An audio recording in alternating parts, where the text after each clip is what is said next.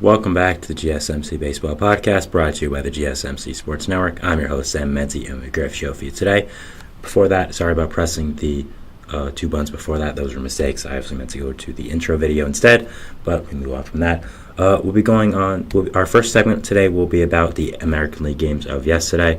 Then after that, moving into the National League. For our third segment, we'll be doing an MLB draft preview. And then the fourth segment, we'll be talking about some news stories around the league, some injury and transaction stuff. Before we do that, though, I would like to ask you to please like and follow the show.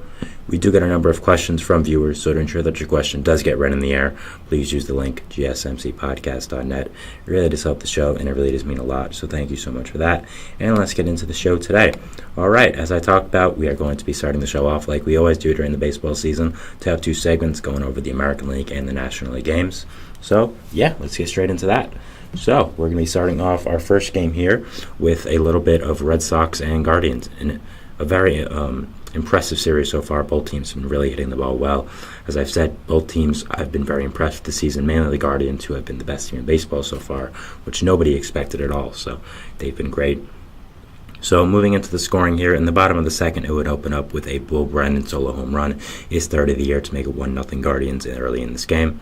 Then in the same inning, Jose Ramirez would hit a grand slam, scoring Gabriel Arias, Stephen Kwan, and Tyler Freeman to make it 5-0 Guardians, just like that. I mean, an incredible start to the game for the Guardians. An incredible job by Jose Ramirez. He hasn't really been himself this year. Hasn't been awful, but hasn't been the Jose Ramirez we all know, and Jose Ramirez that is elite. So he's just been an okay player. So a really nice job by him to kind of get it going, and I think this home run could really put things back into gear for him for the season.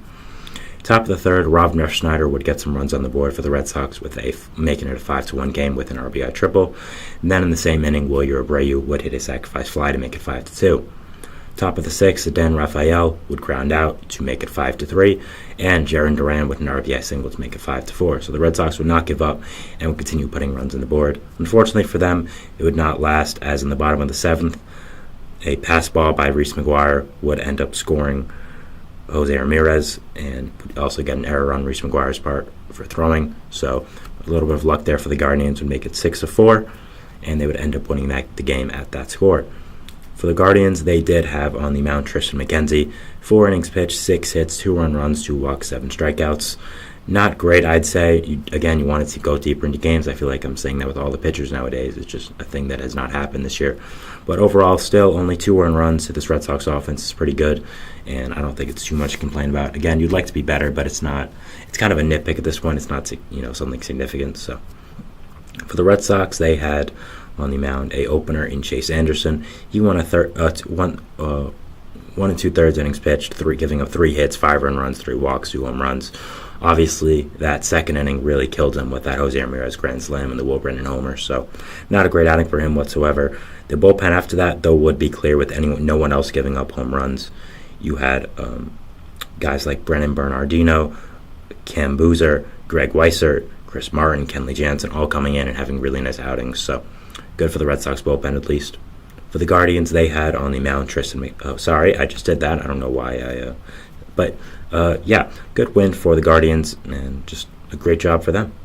Keep going this amazing season so far. I got nothing to say about it. It's pretty incredible. Next game we have is going to be White Sox and Twins. Twins have been getting off the men recently, playing really well against this bad White Sox team, as expected. When you are a team that is struggling, like the Twins, like the Astros even, we're going to mention it in the next segment, you have to beat these bad teams. When you see these bad teams in your schedule, for the Twins, it's the White Sox. For the Astros, it's the A's. Both 2 bad teams in each of these teams' divisions.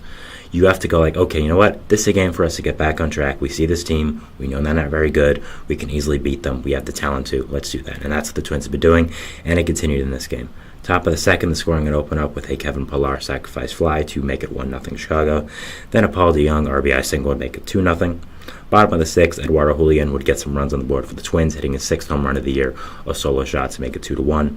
Then Ryan Jeffers would follow that up with a solo home run of his own, his 4th of the year, to make it 2-2.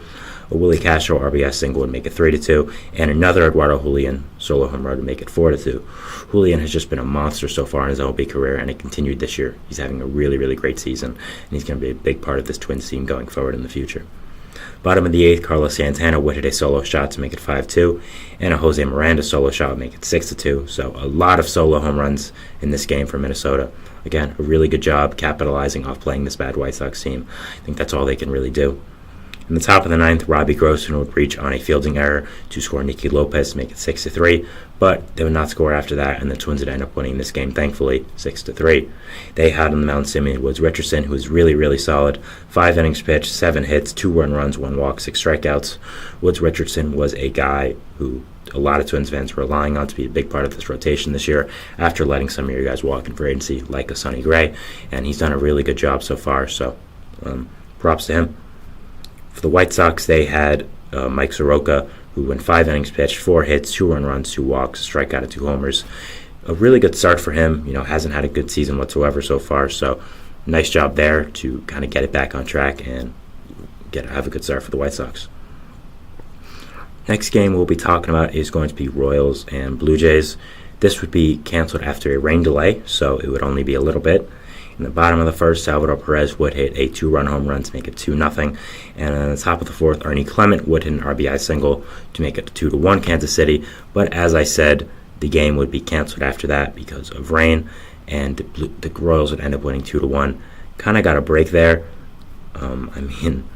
After 5 innings, they win the game. So unfortunate for the Blue Jays there, but it's what are you going to do, right? Yeah, that's kind of it. Unfortunate for them, I'd say.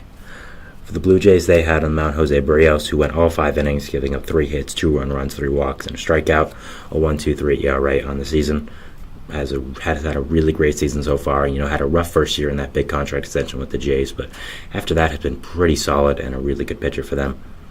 The Royals had Cole Reagans, who went, again, all the 5 innings pitched, 3 hits, an earned run, 3 walks, 4 strikeouts. Really solid start for him. Has been struggling a little bit this year. Not struggling where he's been bad, but you were expecting a lot out of him after last year, and he kind of hasn't been doing that, but he's still been solid. But this is a really good start, and I think if he can continue modeling after that and continue pitching really well, he can continue last year's really great appearances and pitch really, really well. That's, I think, what Royals fans are indeed hoping for. The next game we have is going to be Mariners and Rangers. Scoring would open up in the top of the 1st after a Ty France 2-run home run to make it 2-0 Seattle, scoring Julio Rodriguez. In the bottom of the 1st, Nate Lowe would hit a solo shot to make it 2-1 Seattle, and Josh Smith would tie up the game, making it 2-2 Texas. Of course, giving them the tie as Seattle was winning before. Top of the 5th, Luis Urias, I don't know why I said Arias, I apologize, would hit a 2-run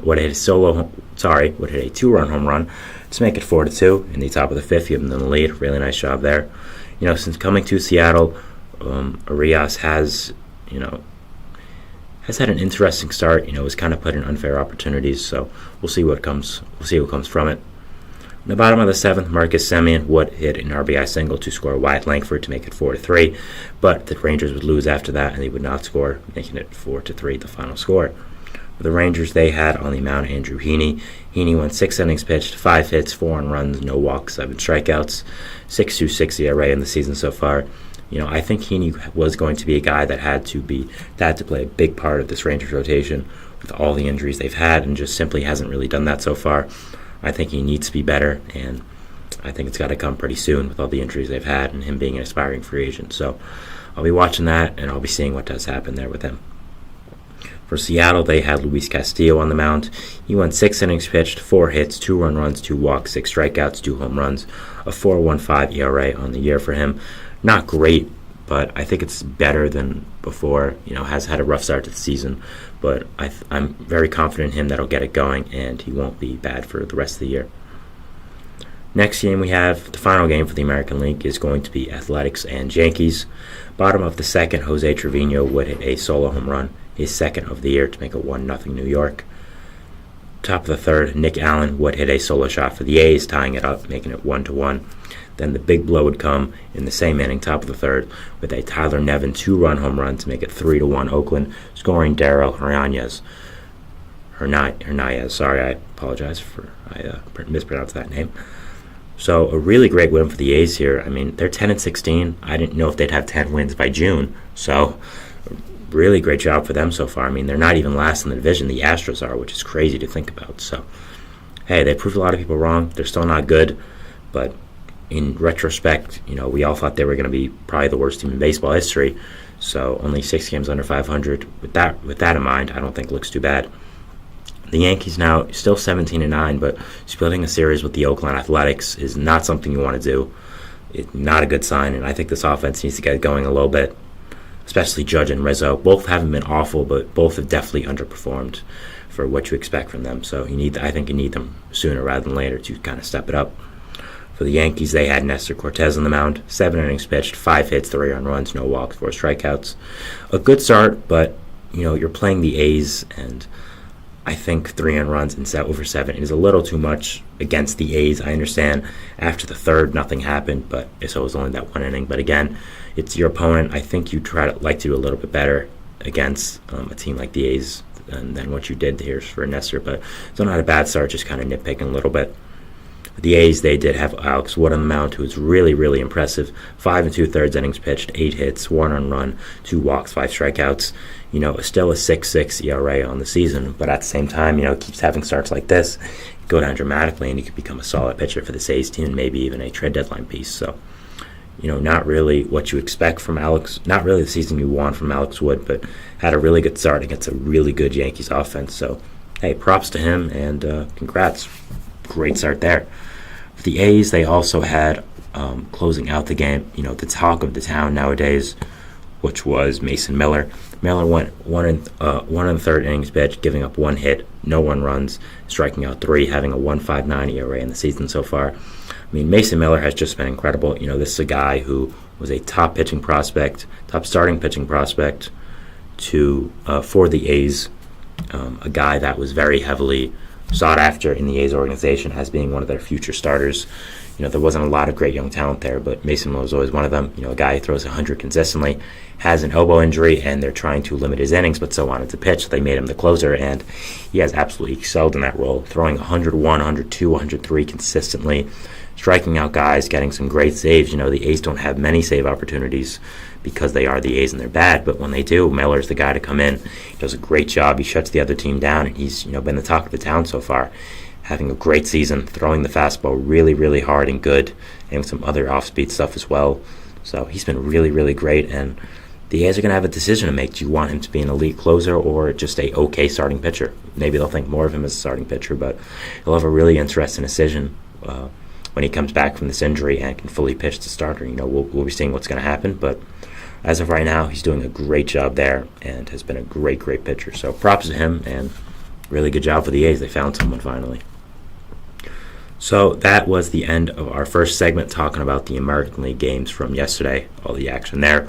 We'll be moving into our second segment here today, which is going to be talking about the National League games of yesterday, of course. We always open with those two, matching them up. So yeah, we'll be talking about that, and we'll see you after that. So thanks, and bye. I feel like I'm losing my mind. Is everybody in the world blind? Please, Lord, give me a sign, a sign. I feel like I'm losing my mind. Is everybody in the world blind? Please, Lord, give me a sign, a sign. I wanna be the greatest. Everybody on the fake shit. I look around and feel like everybody is the fakest. I make this every day and I'm impatient, hoping one day I blow up from the basement. Statement, the top is so vacant. I don't hear shit that I think is amazing. Waiting for my day when I'm playing sold out shows for 1,000 faces. Hey, give me that crown, get in my way and to be put down. It ain't your place, all this my town. If I want that shit, then I'll get it right now. I'm losing it, the noose it fits some loose shit. A stupid myth, you choose to live or choose to dip. You choose to fight or lose your grip and lose a gift. I feel like I'm losing my mind. Is everybody in the world blind? Please, Lord, give me a sign, a sign. I feel like I'm losing my mind. Is everybody in the world blind?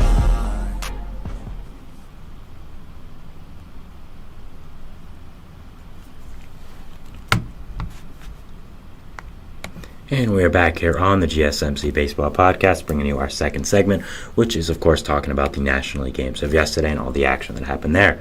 Now, before we do that, I'd like to ask you again to please like and follow the show. We do get a number of questions from viewers, so to ensure that your question does get read on the air, please use the link, gsmcpodcast.net.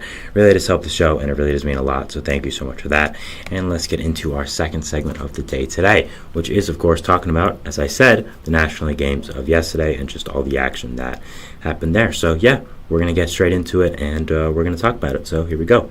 The first game we have on the agenda for the National League is going to be Cubs and Astros, an interleague game, but as I've said before, whatever team wins, if there's an interleague game, that's the league I choose to put the segment in. Or sometimes if there's a disproportional amount of games in each league, like there's 12 games in the American League and 3 in the National League, of course, then I'll put some in the others just to even it out a little bit. But yeah, for this game, we had with scoring opening up in the top of the first with a Yordan Alvarez sacrifice fly to make it 1-0 Houston. But then in the bottom of the sixth, Miguel Amaya would fly into a force out. But Dansby Swanson would score to make it 1-1, and then Pete Crow Armstrong's first home run of the year would make it 3-1 Chicago, his first home run in his MLB career as well. So a really clutch moment by the rookie to get the Cubs to the lead in the bottom of the sixth and end up winning this game for them. That would be the deciding factor, that home run. So really impressive job by him. I mean, we always talk about his defense and his base running and just his baseball IQ, but hey, he can hit the ball hard as well. We talked about this yesterday as well on my segment about the Cubs, where we also mentioned Pete Armstrong because he did get called up, so he was involved in that segment a lot as well. So we mentioned it on stream there, and we wanted to talk about it. So yeah, I'm really, really high on this kid, and I think once his hitting gets to the level that it needs to be, he'll be a really, really great player. The Astros, they had on the mound Justin Verlander, 4 1/3 innings pitch, giving up 3 hits, no earned runs, 4 walks, 7 strikeouts.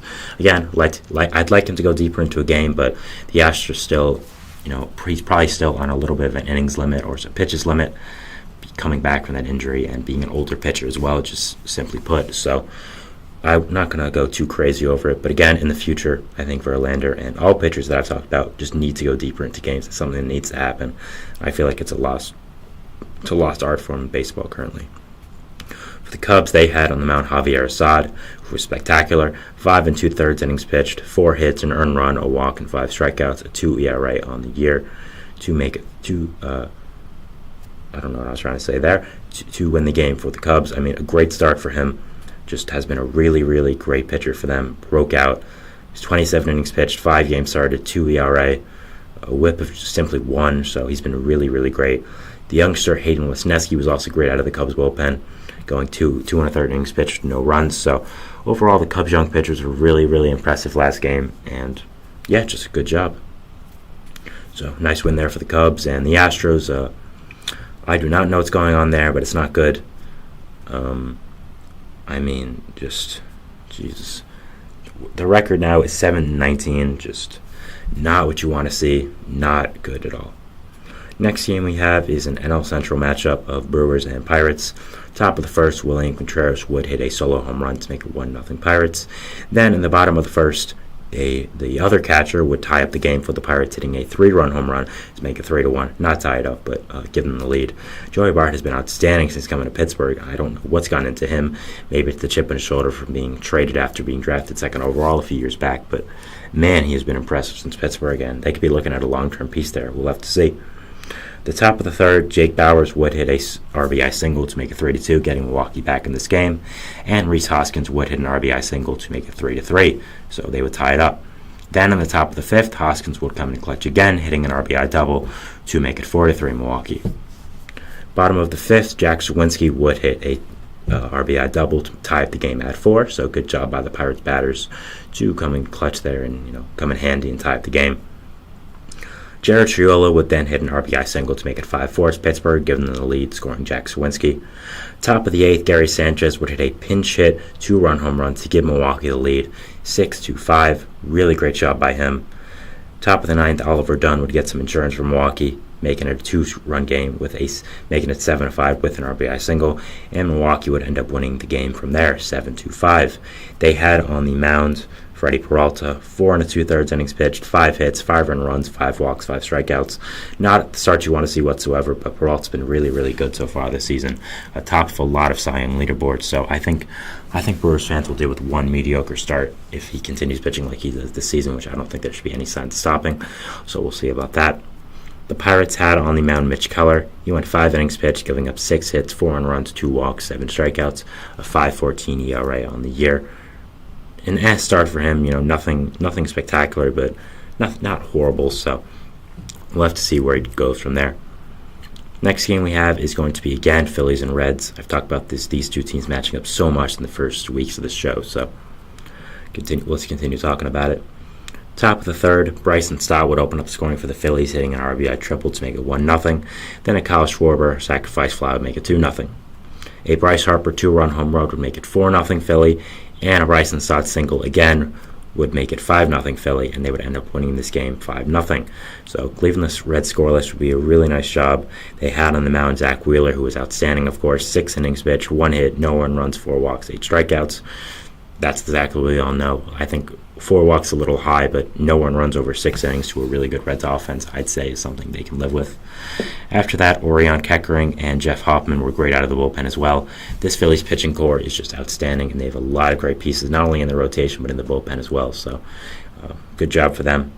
For the Reds, they had Nick Martinez, who went 6 innings pitched, giving up 11 hits, 5 earned runs, no walks, 3 strikeouts, a 5.48 ERA on the season. Not what you want at all. Not a great start. Has been not great since coming to Cincinnati and becoming a starter again. So I think they're gonna have to make a decision on that soon, and end up seeing what does happen there. But it's definitely not been great so far since coming to Cincinnati. Next game we have here for the National League is going to be Padres and Rockies. For this game, the scoring would open up in the bottom of the first with a Elias Diaz sacrifice fly to score Brenton Doyle to make it 1-0 Rockies. Then in the top of the second, Jose Azucar would ground out to score Luis Campusano to make it 1-1 San Diego. Top of the third, Jurickson Profar would hit an RBI single to make it 2-1, and a Ha-Sung Kim 2-run homer to make it 4-1 San Diego. The Rockies would come back, though, as in the bottom of the third, and Elias Diaz RBI ground ball would make it 4-2, and an Eleuteris Montero 2-run home run, his first of the season, would tie up the game at 4, and tie up the game for the Rockies, of course. A really nice job there. Top of the fourth, Xander Bogaerts would hit an RBI double to make it 5-4, scoring Yugi Rosario, and a Jake Cronenworth sacrifice fly would make it 6-4 San Diego. Top 7, Jurickson Profar would hit a 2-run home run, his third of the year, to make it 8-4 San Diego. He has been very impressive since coming back to San Diego. He was a guy that lingered on the market for a long time, was just not highly sought after, but has done really, really well so far. So, hey, good for him. Top of the 8th, Yugi Rosario would hit an RBI single to score Tyler Wade to make it 9-4 San Diego, but it would not be all, as in the bottom of the 8th, a 3-run home run by Hunter Goodman on the Rockies, his second career MLB home run and his first of the year, would make it 9-7, and just like that, the Rockies were back in the game, and they would not stop. All on the bottom of the 8th, Brendan Doyle would then hit an RBI single to score Jacob Stallings to make it 9-8, and a pass ball by Luis Campusano would score Ezequiel Tovar to tie up the game at 9, and what a job by the Rockies. And the big blow would come with an Elias Diaz RBI double to score Brenton Doyle to make it 10-9 Rockies and win this game. What a game by the Rockies, and what a comeback. For the Padres, it's not what you want to see. I mean, you guys are a good team, a competitor, and you're losing like this to the Colorado Rockies. Not what you want whatsoever. Not good. For the Rockies, they had on the mound Dakota Hudson, who was not good. 3 1/3 innings pitched, 6 hits, 6 earned runs, 4 walks, 4 strikeouts, a 7 ERA on the season, basically. Not good. I don't know what else to say there. He's part of the Rockies pitching core, so of course he's not going to be good, but not what you want to see. For the Padres, they had on the mound Randy Vasquez. He went 2 2/3 innings pitched, giving up 6 hits, 4 earned runs, 2 walks, 2 strikeouts, a home run, and a 5.87 ERA on the season. Again, not what you want, and not really a great start for Vasquez. Has kind of been a disappointment since coming to San Diego in that big Juan Soto trade. I think they were hoping he would be more impactful for this team, but just so far has not been, and that's kind of unfortunate. But it's how it falls, I guess. Last game we have here is going to be Nationals and Dodgers. Scoring would open up in the top of the second with a Teoscar Hernandez solo home run to make it 1-0 LA.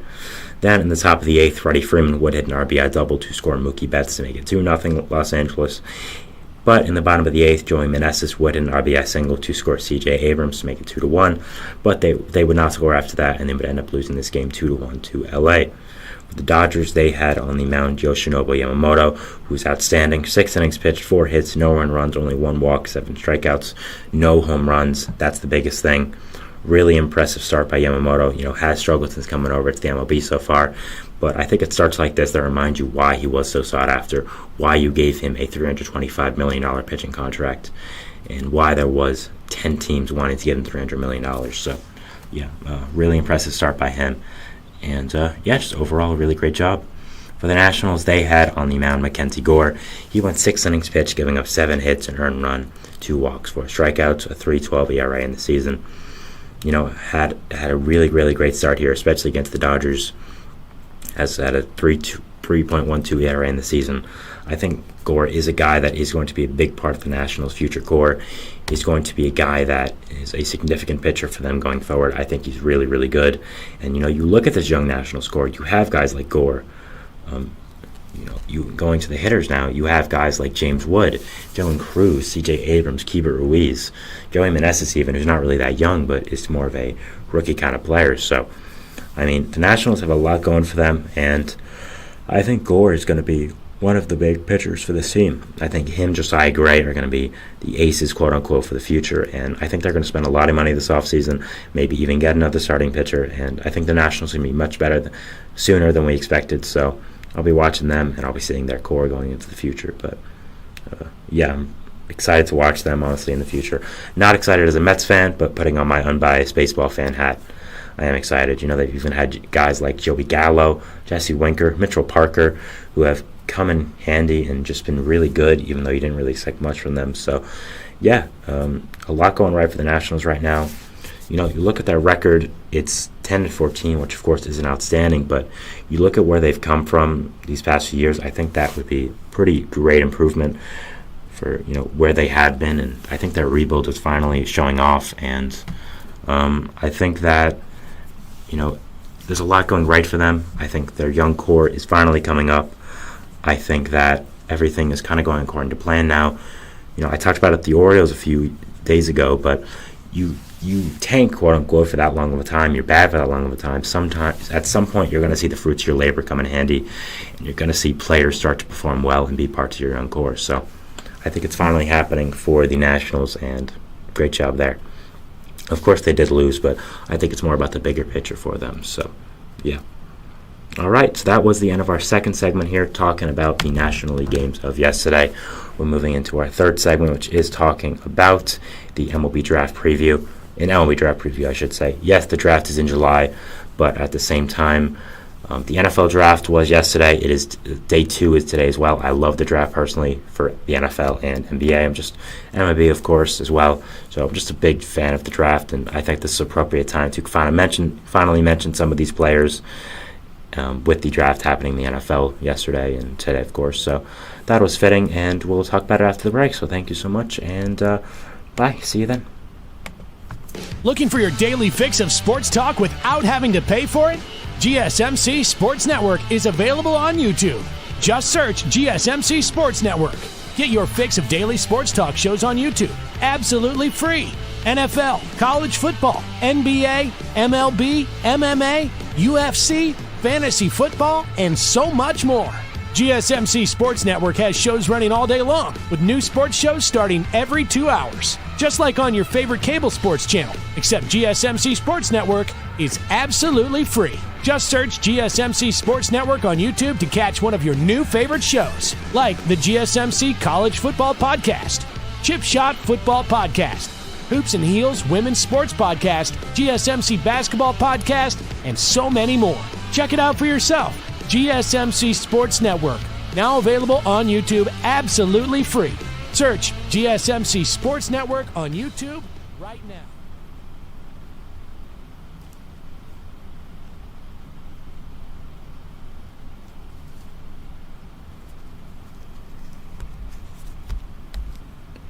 And we're back here on the GSMC Baseball Podcast, bringing you our third segment, which is talking about the MLB draft and a little bit of a preview of it. Now, I said this in the last segment, going into this segment, the transition, but I understand the MLB draft isn't until July. I understand it isn't as important as the NFL, NBA, NHL, but I want to talk about it. You know, the NFL draft was yesterday, and it's also today, so I thought it was fitting. I thought we could get a little bit of a preview going. I haven't talked about it at all, which is kind of weird to me. You know, it is a big thing and it is notable. So I did want to just mention some of the prospects and just some talking points about it as well. So yeah, here we go. So we're going to be going off of MLB Pipeline's prospect ratings. I'm going to be giving my 2 cents on these guys as well. So number one for MLB Pipeline is a guy most people have number one, which is Charlie Condon from Georgia, a outfielder and third baseman.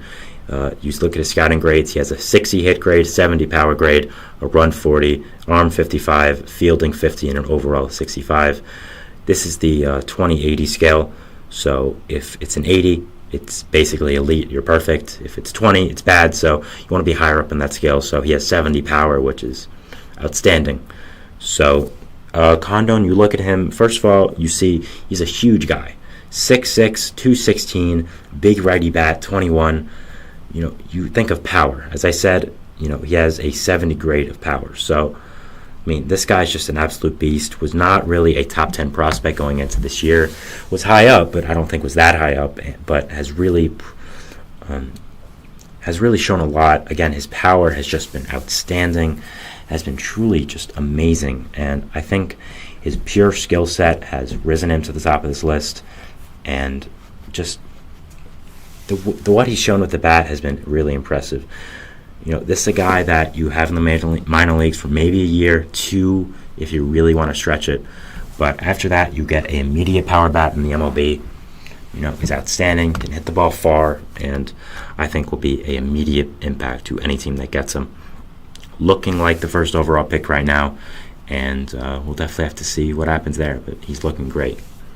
Next, second overall, we have Travis Bazanza, the guy who was mainly known as the first overall pick before Condon came on the scene, but a 60 hit grade, a 60 power grade, a 60 run grade, 50 fielding grade, 50 arm grade, overall 65. You could argue Bazanza is more of a well-fleshed out prospect. You know, he has more contact potential, a little bit of less power, but still a lot of power. Runs really well, isn't a bad defender. You know, this guy's mainly a middle infielder, mainly a second baseman, but I guess could play third if you really needed him to, but mainly is second base and middle infield. So, big lefty bat, 6 foot, 200. Not the biggest size, but at the same time isn't small. So, I look at Bazanza, I see a lot of potential there. I think this is a guy that is going to be a very above average hitter, could steal a lot of bases. I think just he's a really good lefty bat, a guy who's been on a lot of radars for a long time, had a 902 OPS as a freshman. Then as a sophomore, he had a 1.112, 1.22, and 11 home runs and 36 steals. I mean, this guy, since coming over from Australia, has been very, very good, and is going to be a top prospect in this year's draft. Could be the top pick. I think him and Condon are the two top guys right now, but we'll have to see, and we'll see where it goes. But yeah, a really, really great player, and someone I'm looking forward to watching with the draft and seeing where his career does go. Next, we have one of the most famous prospects, if not the most known, which is Jack Cagliglione. Now, Cagliglione is interesting as he is a two-way player. First off, with the hitting grade, you have 55 hit, 70 power, 40 run, 60 arm, 55 field, and 65 overall. As you can see, big lefty bat, 6'5", 245, 70 power grade, 55 hit grade. Obviously knows how to hit the ball well and be really, really great. But also, he pitches. He has a 70 grade fastball, 70, a 50 slider, a 50 cutter, 55 changeup, 40 control, and a 50 overall as a pitcher. Now, Cagliglione did burst on the scene a little bit last year, not within stats-wise, but popularity-wise, as Jeff Bassan of ESPN, of course, as we all know, the top MLB insider, wrote an article about him, calling him the next Shohei Ohtani. That might be a little unfair, as we all said. First of all, that is insane shoes to, fill in. I mean, Ohtani, in my opinion, is already in the discussion for greatest player of all time. So having Cagliglione, in that discussion is unfair, but I understand where he's coming from. This is a guy who has hit extremely well in college, has pitched really well, has an amazing fastball. So you could say that, but I think when I look at him, I see a big first baseman power bat. I think he's a 30 home run plus guy every single year, a great hitter. But with pitching, I don't see as much. I think he has a great fastball, but after that, I don't really see much.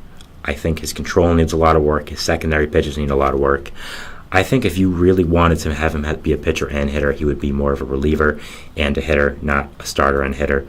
But I think teams are going to see his bat and think, we'll let him pitch and see if there's anything that comes out of there. But assuming he isn't the best pitcher and he doesn't show much, we're going to let him hit for most of his career, which I think is going to happen. I do think he ends up being a position player for his career, mainly a first baseman, a big lefty power bat first baseman. A lot of big power bats here, Bazanza, Condon. So I'm watching Cagliglione, but a really interesting case here as he is a two-way player, and we'll have to see if he does stick there. I doubt it, but it's possible. Another big lefty power bat is Nick Kurtz. I mean, if you need a big lefty power bat, you need to be at the front of this draft. 21-year-old from Wake Forest, bats lefty, throws lefty, 6'5", 240 as a first baseman, has 65 power grade, 60 hit grade, fielding of 60 and an overall of 60. This is a guy who has been super impressive in his college career, just really, really great, has hit for a lot of power, has shown a lot of raw potential, and I think, again, with all the lefty power bats, with all the big power bats, not just lefties, he fits right in. I think that he's going to be a really great player in the next level. I think he hits great, and I think he also plays defense really well. You look at the defensive grade, it isn't that bad for a first baseman. So I'll be interested in seeing that, and just interested in seeing how he does develop. Again, a huge power bat. I think this is a guy that has a lot of potential, has really found his way into a lot of top pick conversations. So we'll have to see there. With him, I look at maybe a Mark Teixeira kind of guy, a Keith Hernandez, big power bat, first baseman. Hernandez more of a contact, but still great hitter, but great defensively. Also, again, we saw that with Kurtz, really good at defense. So we'll have to see there. But yeah, I think he's pretty great, and he has a lot of potential. So those are two guys I'd see for him. Next, we have Braden Montgomery. He is 21 years old, a switch hitter, throws righty, 6'2", 220 from Texas A&M. 55 hit grade, 60 power grade, 50 run grade, a 70 arm, a 50 field, and a 60 overall. I think a little more of a raw player with Braden Montgomery. I think he has a lot of potential, but may take a little bit more time to develop. I think with, he has average speed and plus arm strength, he fits a lot in right field. He threw 96 as a pitcher, but lacked control, and he did become an outfielder. So I think he has a lot of potential for the future. I think he's a really good player. I could see him potentially falling a little bit if teams think he's too raw, but we'll have to see about that. But overall, a great player, and number 5 on this list for MLB Pipeline. Next, we have our first pitcher on the list. We haven't had one yet. Well, if you count Cagliglione, he is a pitcher, but I consider him really more of a hitter, and both anyways. So next, we have Hagen Smith, a lefty. He is 20 years old from Arkansas. For his batting grades, he has a 65 fastball, a 65 slider, a 50 splitter, a 50 control, and 60 overall. He does, first of all, have some injury concerns. He blew out his elbow as a high school sophomore and had Tommy John surgery. But you look at his pitches, they're just incredible. A 65 fastball, a 65 slitter, that deadly two-pitch combo. I think he may need another elite pitch in the MLB to be really fulfilling that potential of that highly drafted pitcher. But I think he's really great, and I think there's a lot to love here if you are a team. A lot of potential to work towards, and a lot of just great pitches. So really good player here, and we'll be seeing where he does go. 7, we have one of the players I knew about for a long, long time, a guy who I was very high on, which is Chase Burns. Now, Chase Burns, a 21-year-old from Wake Forest, I thought he would be the first overall pick last year, is still in that discussion, but isn't as high as before. a guy who has a 65 fastball, a 60 curveball, a 70 slider, a 55 changeup, and unfortunately a 50 control. I think Burns has incredible stuff. I mean, his fastball, curveball, slider are insane. He needs to work in his control a little bit, like every single college pitcher does, but I think he's the best pitcher in the draft, in my opinion. I think that he is above Hagen Smith, and I think just the pure raw talent he has is incredible, and I am so excited to watch his MLB career where it goes. I think he is going to be in consideration for that first overall pick, even though he is a little lower on this list for MLB Pipeline. I have him a little higher. I'd probably have him, to be honest, at number 4. I'd have him at number 5. I would go Condon, Caglione, Bazanza, Kurtz, and then Chase Burns, but that's just my opinion. So he's really great, and it's amazing pure stuff, amazing raw stuff, amazing raw ability, and I'm looking forward to watching where he can go in the draft. This is a guy who has been, again, sought after for a long time, going back to his recruitment to Wake Forest. So we'll have to see where he goes, but I think a really, really great player. Next up, we have the final player I'm going to talk about. These are the top 8, which is J.J. Weatherholt.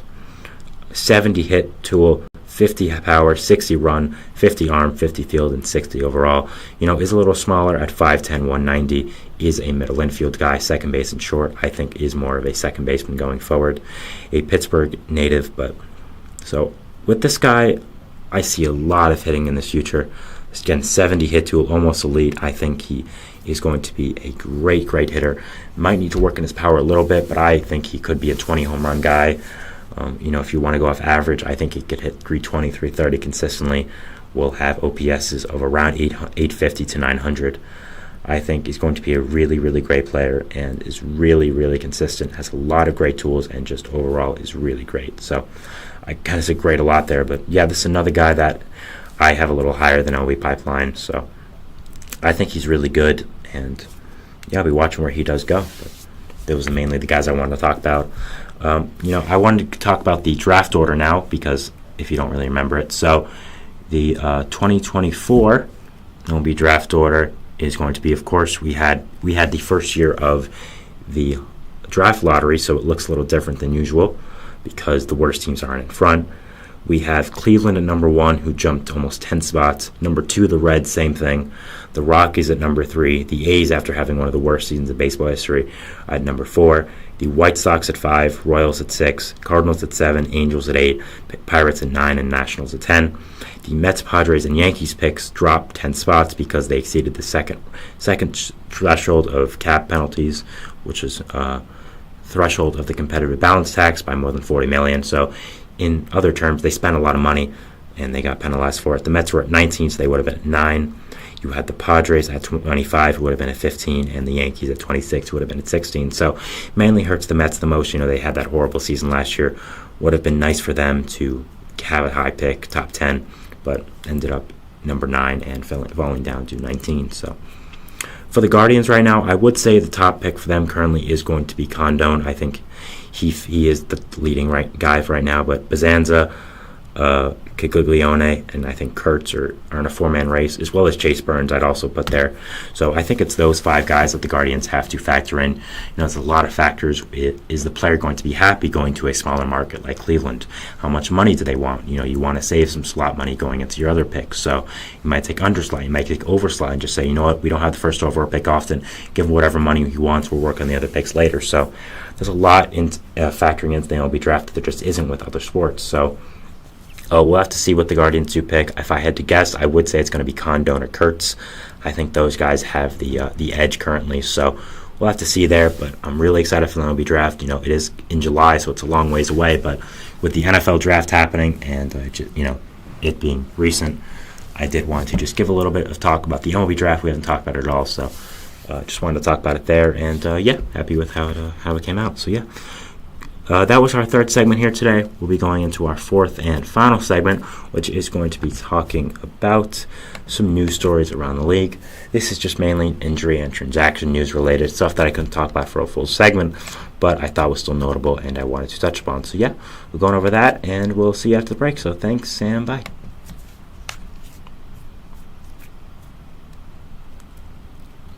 For the best and latest podcasts available anywhere, go to the podcast app on your cell phone and type in GSMC to access free content-rich podcasts on health and wellness, book reviews, sports, entertainment, relationships, social media, movies, technology, finance, and even weird news. Subscribe and download the GSMC Podcast Network's family of shows, available everywhere podcasts are found.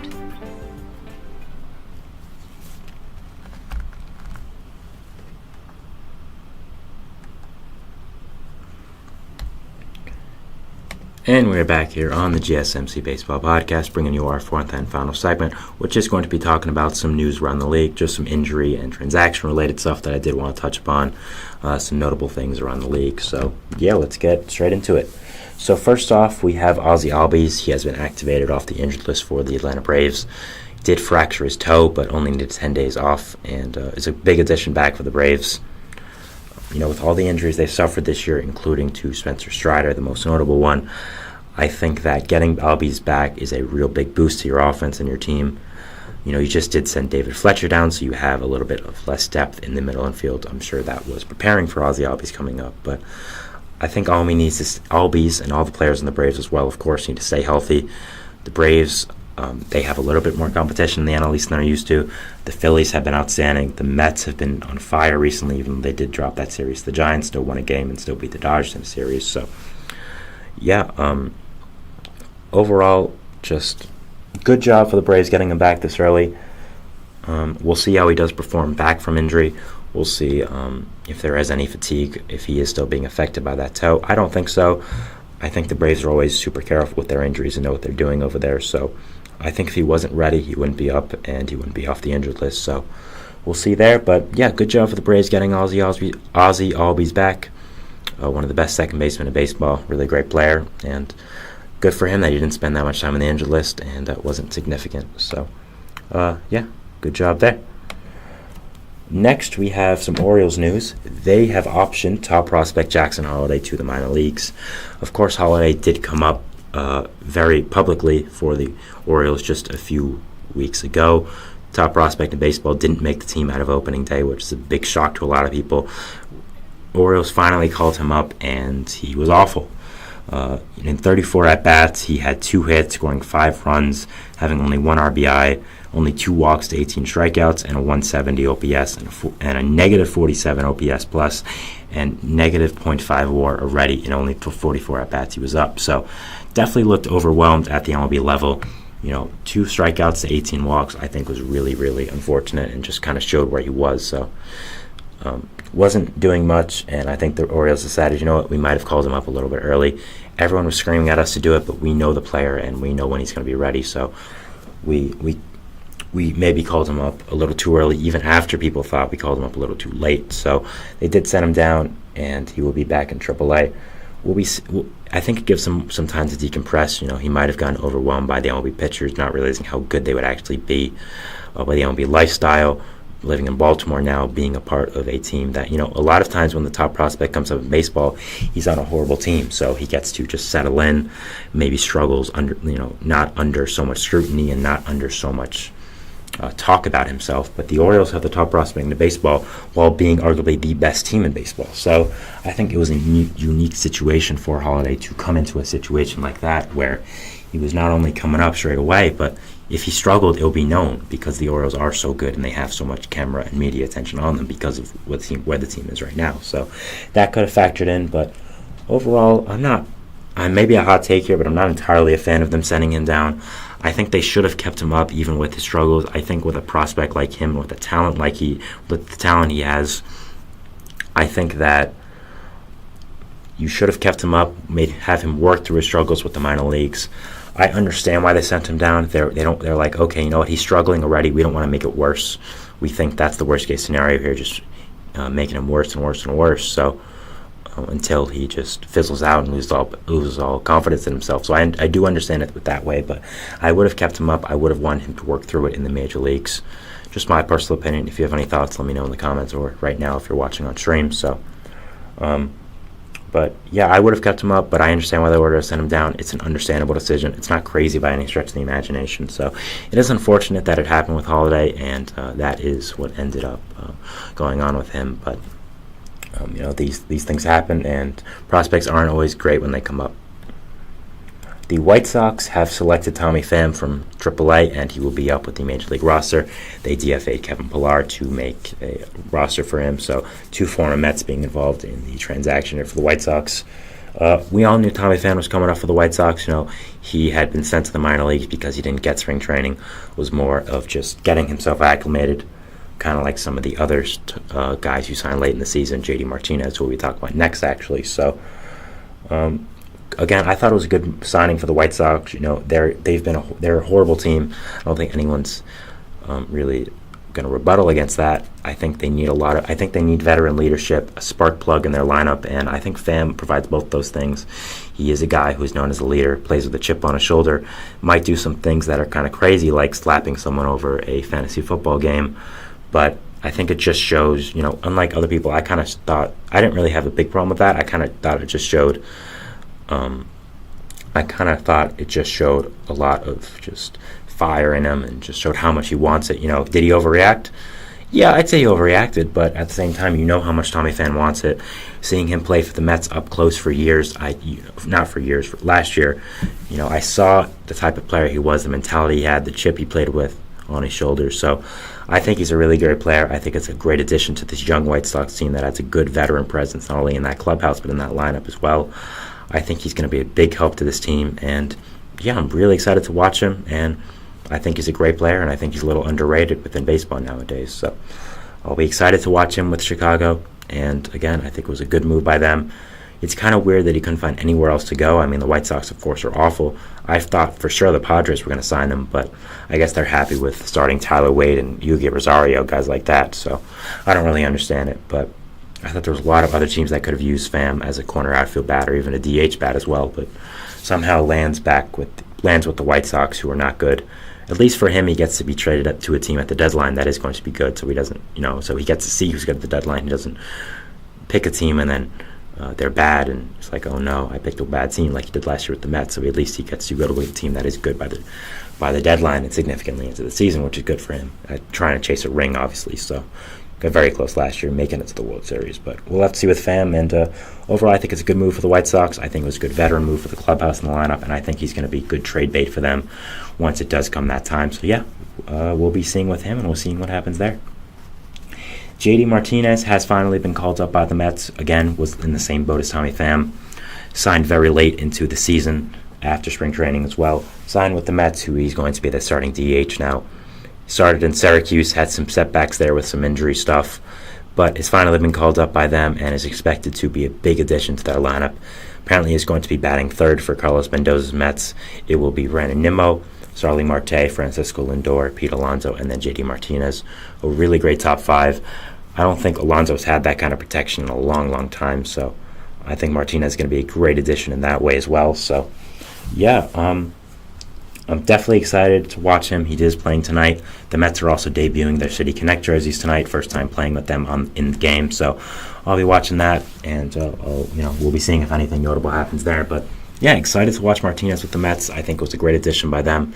It is kind of interesting because they're starting DH DJ Stewart, DJ Stewart, who they essentially signed Martinez to replace, has been doing really, really well. So it's going to be interesting to see if they do still end up getting DJ Stewart at bats because he has been doing so well. But Mendoza said, he expects him to get a lot of at bats in the outfield and first base, just kind of moving around a little bit now that Martinez is starting at DH. The thing with Martinez is he cannot play the field. He has not played the field in a long time. He is not good at it. So with Stewart, you at least have some versatility that he can move around. So we'll be seeing with that. The Mets have had a lot of good players come play really well this year.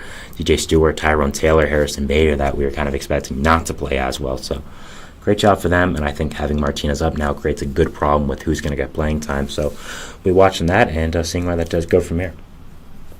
Finally, we have Jesus Luzardo. He was scratched from his start today.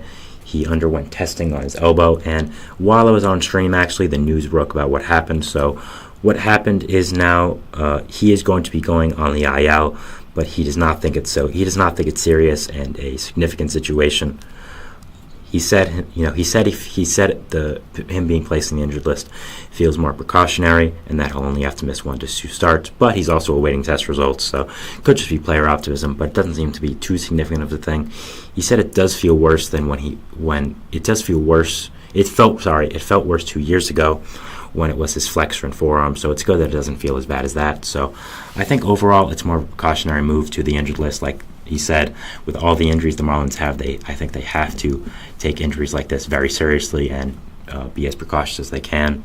You saw what happened with Yuri Perez getting Tommy John, so you don't want that to happen to another one of your great starters in Luzardo, who's young. So again, it feels more precautionary, but you never want to play around with the elbow for a pitcher.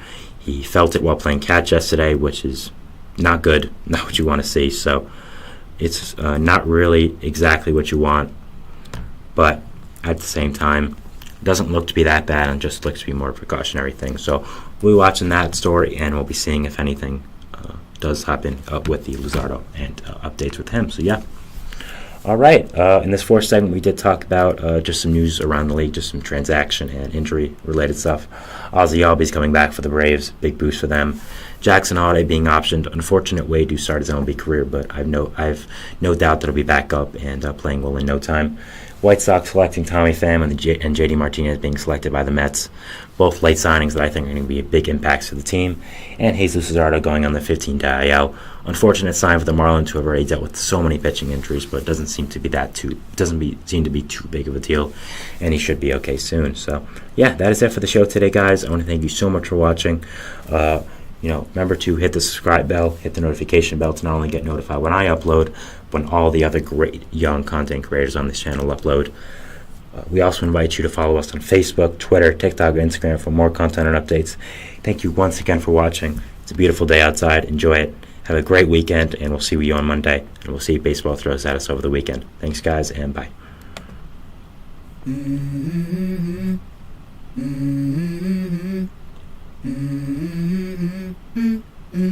Let's go. I wake up to a little bit of drool on my pillow, feel like it's gonna be a bad day. Yeah, I'm tired of shit, and the coffee ain't hit yet, damn, ain't that great.